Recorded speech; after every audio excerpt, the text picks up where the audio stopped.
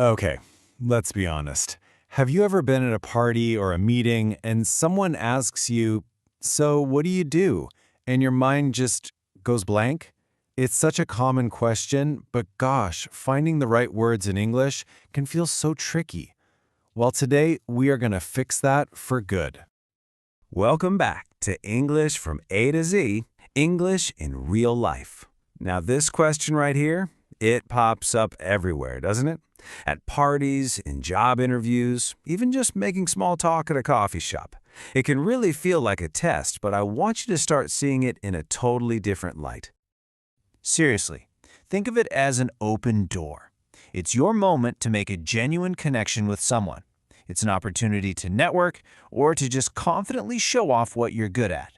So in this explainer, we're going to build your perfect answer piece by piece so that you feel totally ready and confident every single time. All right, let's start at the very beginning. We're talking about the absolute foundation, the must-have words you need to describe pretty much any job out there. This is going to be your personal vocabulary toolkit. First things first, your job title. You can see a bunch of common ones here, everything from a teacher to a developer. Try to find yours or something close to it. You know, this is the very first piece of the puzzle, just clearly stating who you are in a professional sense. So, next up is the where. Where do you actually do your job? Whether you work in an office or at a school, or maybe you work from home. Being able to name your workplace adds a whole other layer to your description. It just gives people that extra bit of context. And finally, let's get into the action.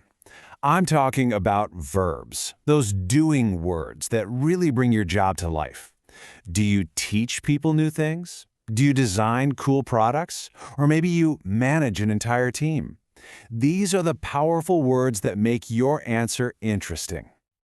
Okay, so now that we've got all the words, let's see how we can snap them together. We're going to plug them into a couple of super simple, really powerful formulas to create sentences that sound clear and confident. Here it is, formula number 1. This is the most basic, most natural way to state what you do.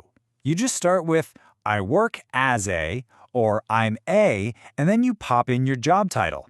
It's direct, it's clear, and honestly, it works every single time. So for example, you could say, I work as a software developer. See? So simple, so clean. In just one short sentence, the other person knows exactly what your professional role is. No confusion. Now, what if you want to add a little more detail? Well, that's where Formula 2 comes in.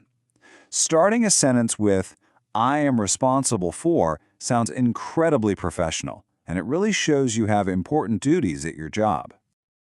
So, let's build on our last example.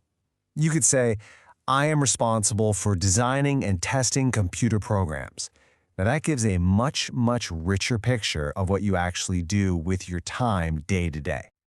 Okay, you've officially got the building blocks. Now, let's put them into action and get you ready for those follow-up questions that, always come next into real conversation. I want you to think of this as your personal cheat sheet for having a natural conversation.